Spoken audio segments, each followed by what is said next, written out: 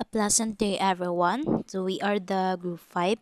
The topic that being assigned to us is in chapter 6 entitled The Way and How of School and Community Partnership. And this is our learning outcomes for today. At the end of this chapter, you should be able to explain what school and community partnership means, explain the legal and sociological basis of school and community partnership, and cite example of school community partnership. So, what opportunities for school community partnership? So, partnership implies two parties helping each other. Both parties benefit. This means that if a school community partnership exists, both parties benefit from the relationship. Thus, in the following paragraphs, we shall present what communities can do for school and what school can do for communities. So, if we say partnership, so duha ra jud ni siya. Wala may partners 'di ba na tulo. So if tulo na sila, dili na partner ang tawag ana, corporation na. So um both part both parties benefits. So it means na I give and take, na ay advantages na mahatag sa isa't isa. So unsa man ang gipasabot aning parties? So ang gipasabot aning parties is ang school and community. So this time, ang next reporter na ang mag-explain kung unsa ang matabang sa school sa community, likewise kung unsa pud ang matabang sa community towards sa school. Hello, good morning everyone.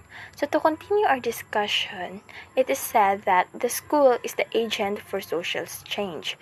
So with that being said, we can conclude or we can say that the school has done a lot of things for our community. So have you ever wondered what can the community do for our school? So here are some examples of what can the community do for schools. So first is the Brigada Escuela. So this is actually a very important program. This is where the community can help the school ensure that the school facilities are actually ready for the next school years. So this is actually a school maintenance program. This has been institutionalized since 2009 when the DepEd issued DepEd Order 100. So by doing this program, the community can help the school. So the next one is the school curriculum development. So by letting the school use the community resources for learning, then the community can help the school further develop their curriculum. Then the next is the work experience program. So, businesses and offices in the community can provide training opportunities for students. So, there's a quote that says, experience is the best teacher. So, by letting the students, the school, have a partnership with the community, it can enhance the students, it can help the students in their learning. It can help them learn more skills and knowledge that they can use after they graduate. So, in this school community partnership, the school can fulfill what the curriculum requires and may even improve their curriculum based on the community feedbacks, enables the students to undergo hands-on work experience, while community establishments contribute to the formation of graduates who are more ready for life and more equipped for the world of work. In short, the school and the community is interconnected. Okay, so good afternoon everyone. My name is Jen Ford Coquilla and I am the next reporter. This is a continuation of the report of Miss Shane. Okay, so ginatawag ni nila og service learning. So naka-remember mo atong gibuhat na to ato sa una sa senior high katong work immersion. So kato siya isa to sa mga example sa service learning. So gibutang ta nila dito sa field kung asa ta na-assign unya dito na experience nato kung unsaon pag-work, di ba? So sa school gitudloan ta nila about sa problem solving skills, gitudloan ta nila sa una. So karon pag abot nato dito sa field, we make use of what we have learned sa school at the same time naapod tayo na learn, 'di ba? So nagamit nato itong mga natunan and at the same time naatay nakuha pod na something new na mga learnings. Kay 'di ba, of course, you are in the field of experience. So makabalo jud ka, makakuha na ka, ay dapat mo din to dapat ang buhaton, ay dapat dili dito mong buhaton, kani di akong buhaton. Something nga na good. So 'di ba ikaw maka kung ikaw ang nadira sa experience, kung ikaw ang mismo ang nagbuhat sa usa ka butang, kay 'di ba dali ra sayon ra para sa imuha para maka kanang reflect, maka realize og something. Pero kung nara ka dira sa kilin nagtan-aw ra ka, dili nimo kuan nga nakay na learn, dili nimo ma-feel nga nakay na learn. So kailangan jud nato nga mo kuan jud kanang kita jud dapat ang mo experience, di ba? Muna siya. So muna siya ang goal po sa service learning, kanang magamit nato nga to ang mga natunan at the same time naapod tay matun-an. Okay? So next is ang remediation and enrichment classes. So kaning sa remediation and enrichment classes, diri ang ginafokusan ani nila na program is ang katong mga students na maglisod og kanang sabay sa other students na, let's say for example, ang other students nagmultiply na sila og nagdivide. Nya sila diri nag-addition paghapon og subtraction, di jud sila muusa dito sa kung asa ng other student. Nga naman kay maglisod sila. Okay? So munang ginatagaan na sila og time nga para matabangan sila nga mag-improve god, matabangan sila nga kanang makasabay sa other students. So mo na siya nya ang mga parents and retired teachers may also involve in the school reading remediation and learning enrichment programs. So mo to siya.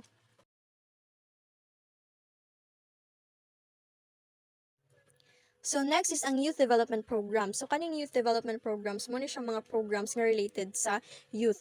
So diri na apil ang kaning mga youth organizations. So I think naaman member man ata ninyo tanan og mga youth organizations like DYA, isa man na siya. So kung mag-involve ta ning mga kinds of youth development programs, so diri ma-develop ang ato ang skills and ang ato ang talents. Kay di ba sa ato mga organizations, di ba naman jud activities jud no nga ipang initiate, and then diraan ang mga activities kay ma-discover nimo ang imong self, imong makuan nga ay kabalo di ko ani, ay how di kay ko ani. So dira ma-improve ang imong self, ma-improve po imong self-esteem, and then you will also learn how to deal positively with your peers. Kay of course daghan man kay mo ana kay organization good, so it consists of several people o mga members, and then mag-socialize jud mo ana sa inyong organization. And then also diri pod you will serve as a resources in your communities. So sa inyong kanang kuan naman dyan yung mga programs na ang mag-initiate isang youth. So mga programs na para sa community na ang youth ang mag-initiate. So aside sa ma-improve imong self, ma-discover nimo more imong self-esteem mag-improve, makatabang pud ta, maka-contribute pud ta sa community kung mag-involve ta ani nga mga kinds of program. So dili lang ta magsigi og kulong sa atong kwarto no, so makigmugawas-gawas pud ta panagsa kay aron maghilabilo sa atong mga kuan kay ba sige na ta kabalo makipaghilabilo. Dapat kita tanan mag-involve jud unta ani no. So encourage na to tong mga kanang fellow youths na makipag-participate sa mga inani na mga programs kay para man sa tanan, 'di ba? So mo na siya.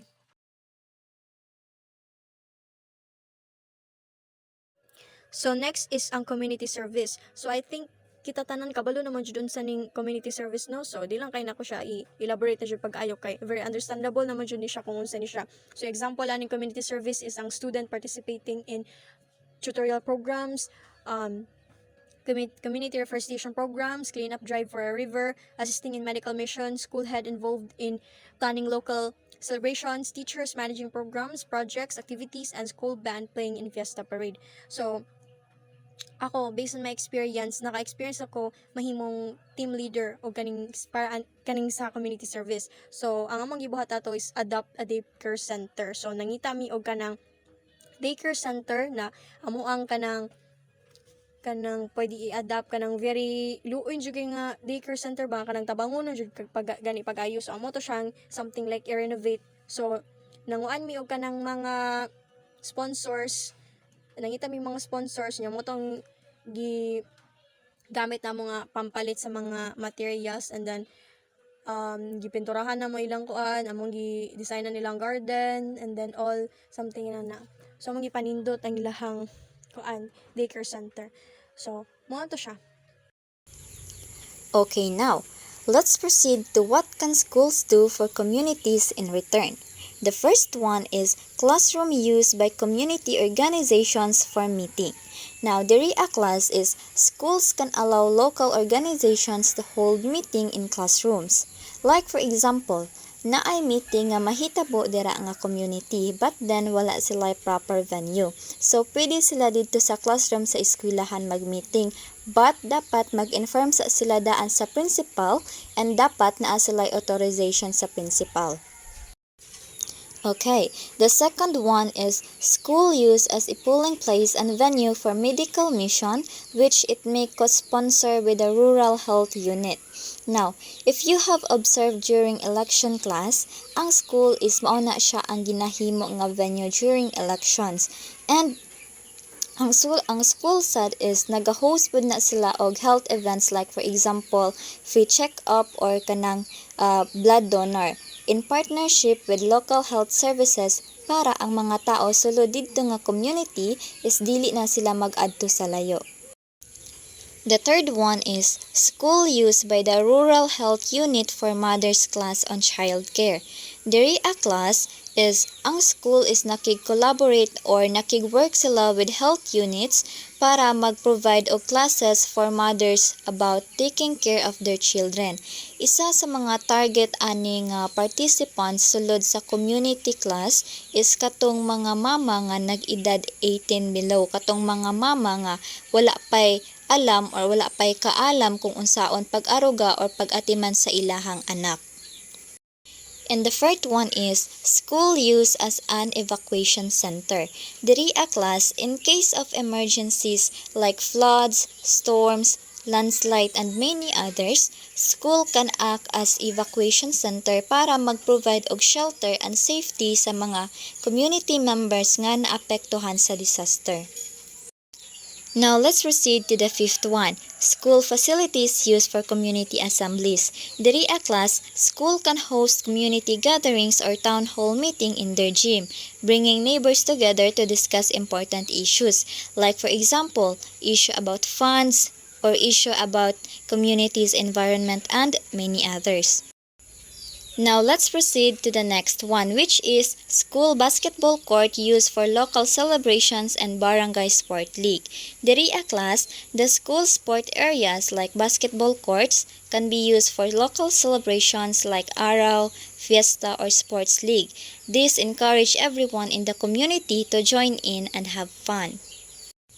Now let's proceed to another one, which is schools conduct livelihood skills training programs for parents and out-of-school youths by using school resources. The RIA class, schools can offer training programs for parents and young people who are not in school. Example ani is kanang pwede sila mag-teach of skills like cooking, gardening, sewing nga makahelp sa families nga maka-earn og money. And now, for the last one, livelihood skills training for parents and out-of-school youth by teachers themselves. Now, the RIA class, teachers can also lead classes to teach parents and youth new skills. Like for example, si teacher mag-show sa parents how to fix things around the house, or mag-help si teacher sa mga youth na makabalo mag-create og art. Now, all of these activities show how schools can support and strengthen their communities by sharing resources and knowledge. Learning from the experiences of school and community partners. Collaboration between school and community partners offer a rich tapestry, shared experiences, providing valuable learning opportunities for both sides. Like sa una nagkandak ta og clean up drive, then ang mga ang mga naginlo kay gikan sa Moncast nga school, mga estudyante nag-participate din nag nagtinabangay pagpanghinlo og mga basura diri sa poblasyon, and through sa mga estudyante nga nagtinabangay pagpanghinlo diri sa poblasyon gipangkuha ang mga basura, so nalimpyo ang poblasyon, then gipang tapok ang basura, and another one is kadtong ato ang tree planting. So dito nagtinabangay ang mga student through sa pag panghinlo dito or nang bubo sa mga bulak ay sa mga tanong, rather ang mga through sa pagtinabangay sa mga students and the community dito atong pag tree planting is mapahimo nga mag-boost ang mga kahoy dito og mahimo siya ang tourist attraction or tourist destination diri sa community sa Moncayo. And these are the benefits of having school and community partners. First, in enhancing curriculum, community partners can offer real-world applications of academic concepts, making learning more relevant and engaging. So, through the community and the school partnership, it can create a different concept and have a more relevant engaging. That's why they have a enhancing curriculum. Number two is, or second is, expanding opportunities.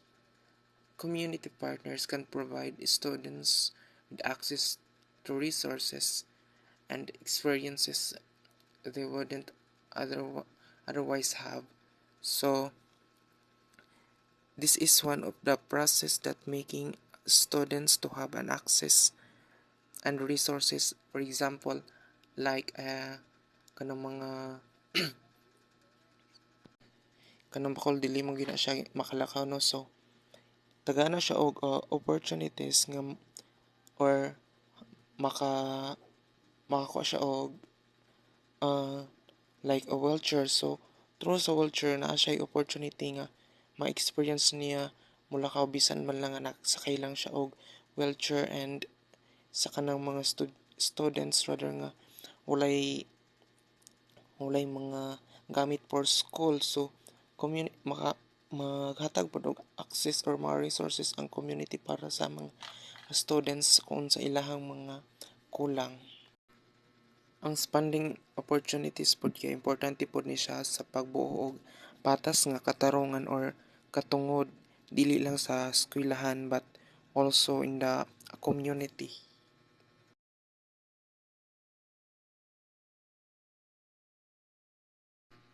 Third is developing 21st century skills.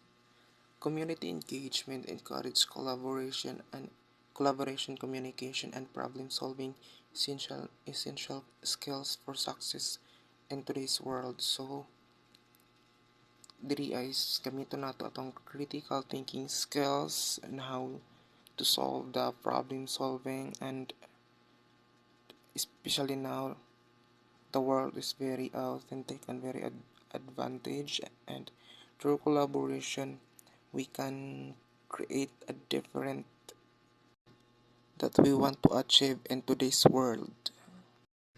Fourth is addressing community needs. Schools can contribute to addressing local challenges by partnering with local community organization. So diri ay ilahang through sa ilahang partner sa community o sa schools is ilahang ilahang ma ilahang ma-identify ang mga kung unsa ang kulang sa ila, kung unsa ang wala sa ila, og through that mangita sila og mga pamaagi para ma-address nilang ilahang mga challenges, and ay by partnering community and school. Fifth, building relationships. Community partners can strengthen their connection with local schools and build trust within the community. So ang community ug ang school kay always man sila nag-uban, always sila connection na kay collaborate with it sa ilahang usag-usa. So makagin jud sila og kanang ah, unique nga relationship sa ilahang duha. Last is gaining valuable insights. Community partners can learn from the perspectives and needs of students and educators informing their program and initiatives. So kabalutang ang community is very diverse and ang mga estudyante makagain gyud na sila og insight kung sa ilang mga kita unsa ilang masinati sa society ilahan ng ma-adapt sa ilahang self.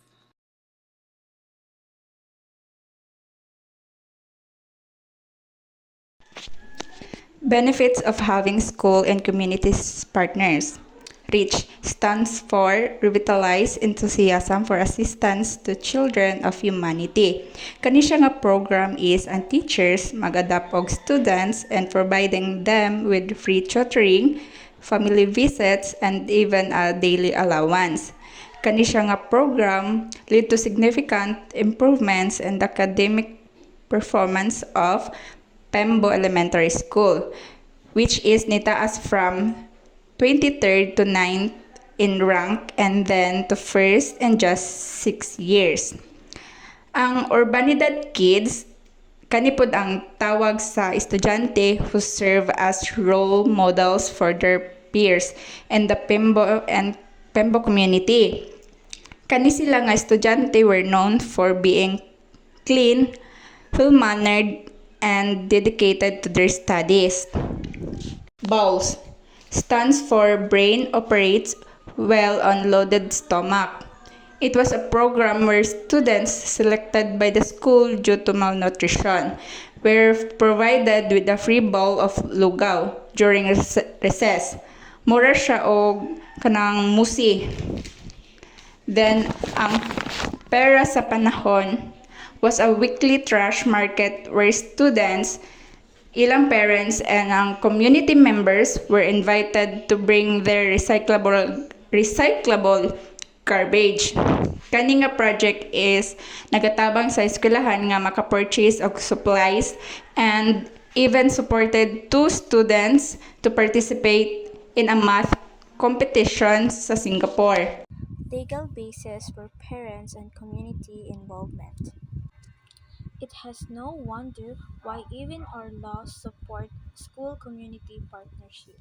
Republic Act 9155, Governance of Basic Education Act, also known as the Governance of Basic Education Act, provides that a school must be managed by a school head who has the authority, responsibility, and accountability for achieving higher learning outcomes. So sa batas nga ginaingon sa RA 9155, ginaingon diri nga dapat ang school kay minamanage sa isa ka school head. So what does school head means? So school head is a person responsible for the administrative and instructional supervision of the school or cluster of schools. School head holds the authority around the school. So, paano nga ba nagkaroon ng authority ang school head inside the school? Or unsayang mga example nga ginagamit ang school head sa ang ihang authority sa school. So, siya ang primary person to look for kapag naay mga program sa schools like intrams, buwan ng wika, English fest, and others. Another example is kanang walay eskwela and then need ang ilahang mga signature for every activity or event na ginabuhat sa school. In line with this, dapat responsible and accountable pod ang school head in every decision and action nga ginabuhat niya. Dapat ang school head is aiming for every student success and he or she should promote higher learning outcomes and syempre ang quality of education aside. It also stated in this act that school head Rules include, but are not limited to, leadership, management, teacher evaluation, and enforcing student discipline. Section 3F, to encourage local initiatives for the improvement of schools and learning centers and to provide the means by which these improvements may be achieved and sustained.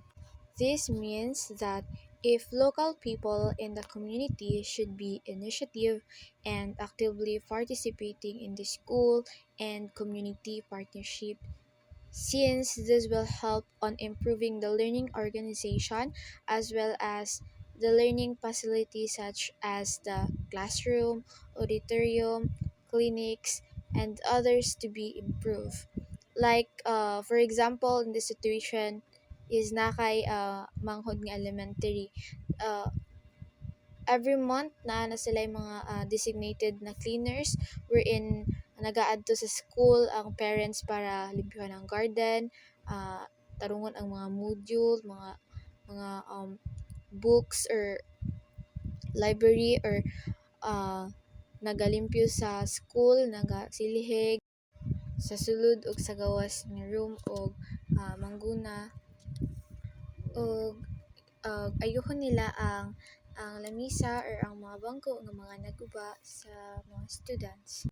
Batas Pambansa BLG 232, otherwise known as the Education Act of 1982, Section 7 states that very educational institution shall provide for the establishment of appropriate bodies through which the members of this educational community may discuss relevant issues and communicate information and suggestion for assistance and support of the school and for the promotion of their common interest.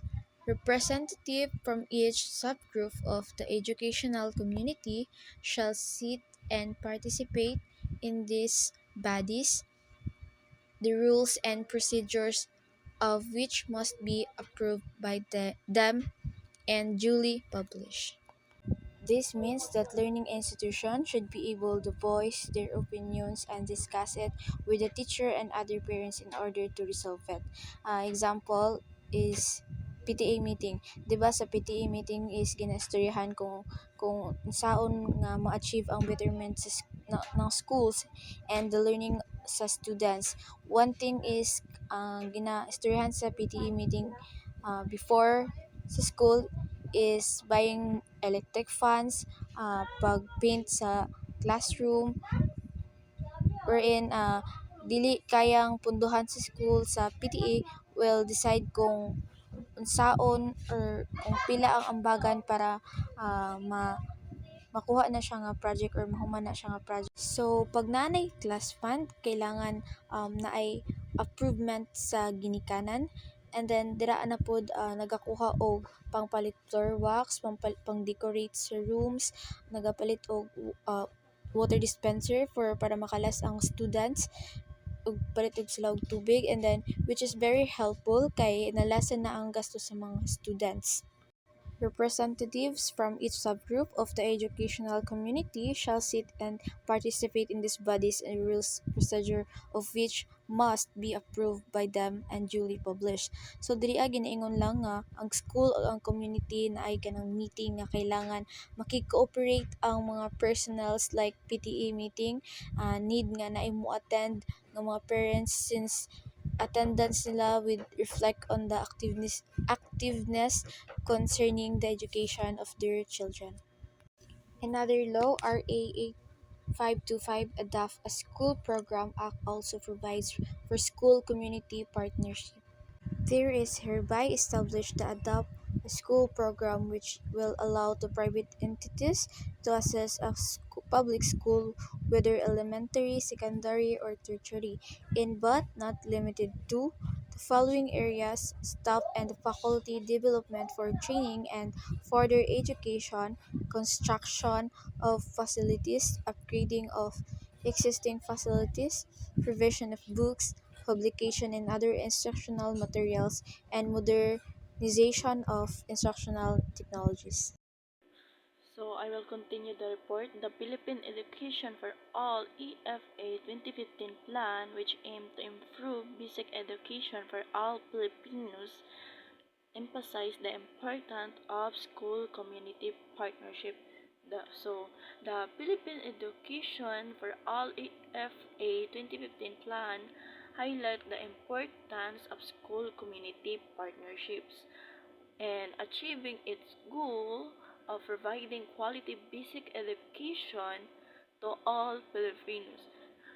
It recognized that school alone could not address the diverse needs of learners and required the active involvement of parents, local government units, and other community stakeholders. This partnership help improve resource allocation, provide additional support service, and fostering a sense of shared responsibility for student learning outcomes. By collaborating with the community, schools were able to address challenges like student absent, dropout, and uh, not enough facilities. So the EFE plan views strong school community ties as essential for creating a supportive environment to learning and educational success for all children. So the plan was extended to Agenda 2030, which includes 7 new educational targets requiring stakeholder involvement. So, the 7 new targets within Agenda 2030 build upon or expand the goals of original EFA 2015 plan, while the EFA plan focused on achieving basic education for all. Agenda 2030 takes a broader approach, encompassing and more comprehensive version for education.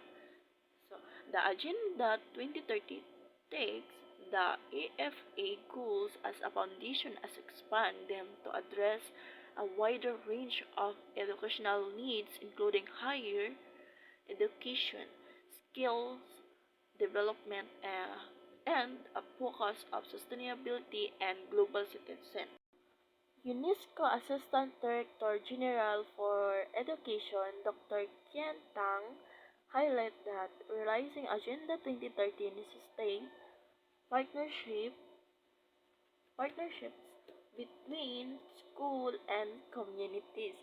So, Dr. Ken Tang, UNESCO Assistant Director General for Education, emphasized that achieving the goals of Agenda 2030 requires strong collaboration between schools and their surrounding communities.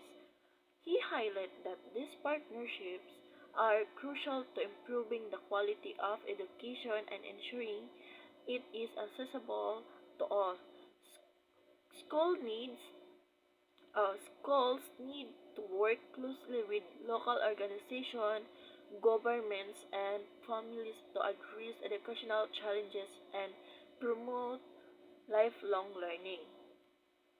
The community involvement educational system can become more inclusive and responsive to local needs. Dr. Tang message is underscores the importance of shared responsibility in meeting a sustainable development goals or SDGs. So, Republic Act 9155 for reinforce the benefits of school community partnerships, stating that they ensure educational programs align with community interests. School reflect community values and local initiatives for school improvement and encourage. The Republic Act 9155 emphasizes the importance of school community partnerships and enhancing education. It ensures that educational programs are aligned with the interests and needs of the community. making school more reflective of local values. The law promotes collaboration between school and communities to improve educational quality and outcomes. It encourages local initiatives that support school improvement efforts. This partnership, the Act aims to create a more inclusive and responsive educational system. Thank you.